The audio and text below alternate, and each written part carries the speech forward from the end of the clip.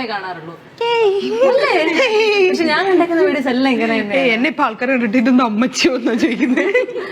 അങ്ങനെ ചോദിക്കുമ്പോഴത്തേക്ക് എന്തെങ്കിലും വിഷമം തോന്നിയിട്ടുണ്ടോ? ഇല്ല, ഞാൻ കുറച്ച് പണ്ട് എന്നെ കാണാൻ കുറച്ച് നല്ല ഇരുണ്ടിട്ടായിരുന്നു. ടാനൊക്കെ അടിച്ചിട്ട് ഭയങ്കര അന്ന് എന്നോട് ആൾക്കാർ കുറെ പേര് മീൻസ് നമ്മളോട് അങ്ങനെ ഇപ്പം നമ്മൾ സോഷ്യൽ മീഡിയയിലാണെങ്കിൽ നമ്മളെ ആൾക്കാർ കുത്തി പറയും, ഓ നിന്നെ എന്താണ് ഇങ്ങനെ, നീ ഇങ്ങനെ ഇരിക്കുന്നില്ലോ അങ്ങനെ ഇരിക്കുന്നില്ല. നമ്മളെ നേരിട്ട് ആരും അങ്ങനെ കയറി പറയത്തില്ല, പറയുന്നതിന്റെ ഒരു ലിമിറ്റ് ആണ്.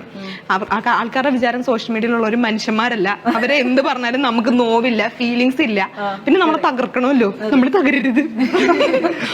പിന്നെ അപ്പൊ എന്നെ പണ്ടും ഇങ്ങനെ പറയുമായിരുന്നു. ഇപ്പൊ ഞാൻ കുറച്ച് വണ്ണം വെച്ചിട്ടുണ്ട്, ഞാൻ നേരത്തെ കുറച്ച് മെലിഞ്ഞിട്ടായിരുന്നു, അപ്പൊ വണ്ണം വെച്ചിട്ടുണ്ട്. അപ്പൊ ഇപ്പോഴും ആൾക്കാർ പറയും നീ എന്താണ് അങ്ങനെ ഇങ്ങനെ. എനിക്കിത് എവിടെ ഏശാറില്ല, കാരണം എന്റെ കണ്ടിൽ ഞാൻ സുന്ദരിയാണ്. എനിക്ക് ആ കോൺഫിഡൻസ് ഉണ്ടായാൽ മതി. അല്ല അങ്ങനെയല്ല, നമുക്കിപ്പോ ഒരു കോൺഫിഡൻസ് ഉണ്ടല്ലോ, നമ്മൾ ഭംഗിയുണ്ട്.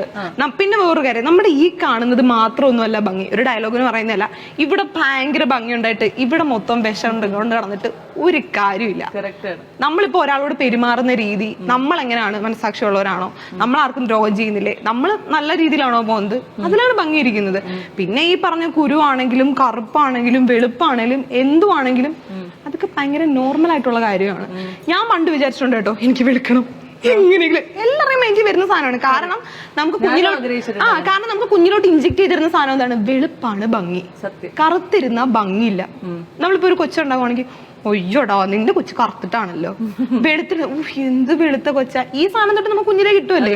അപ്പൊ ഒരു ടൈമിൽ നമുക്ക് തോന്നും, പക്ഷെ ഒരു ബോധം ആയി തുടങ്ങുമ്പോ നമുക്ക് ഈ സാധനം വരത്തില്ല. ഇപ്പോഴും ബോധം വരാത്ത ടീമുകളുണ്ട്, ഒന്നും പറഞ്ഞിട്ട് കാര്യമില്ല.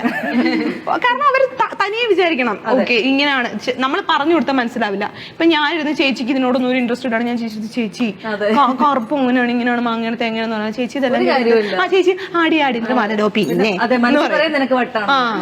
നമുക്ക് സ്വയം തോന്നണം.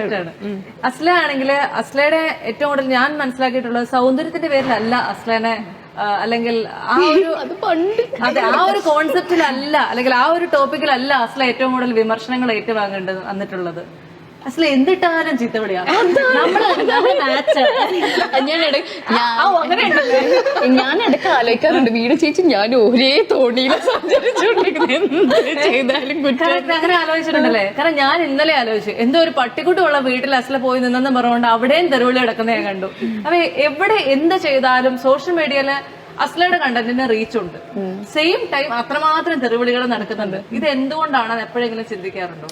അത് വേറെ ഒന്നല്ല, ഇപ്പൊ എനിക്ക് കുറച്ച് റീച്ച് കുറഞ്ഞ വീഡിയോസിനാണെങ്കിൽ എന്നെ നല്ലത് പറഞ്ഞിട്ടുള്ള കമന്റ്സ് മാത്രമേ കാണാൻ പറ്റുള്ളൂ. കുറച്ച് റീച്ച് കൂടിയ വീഡിയോസിനായിരിക്കും എനിക്ക് ഏറ്റവും കൂടുതൽ ചീത്തവിളിയും തെറിവിളിയും എന്നും പറയുന്നത്.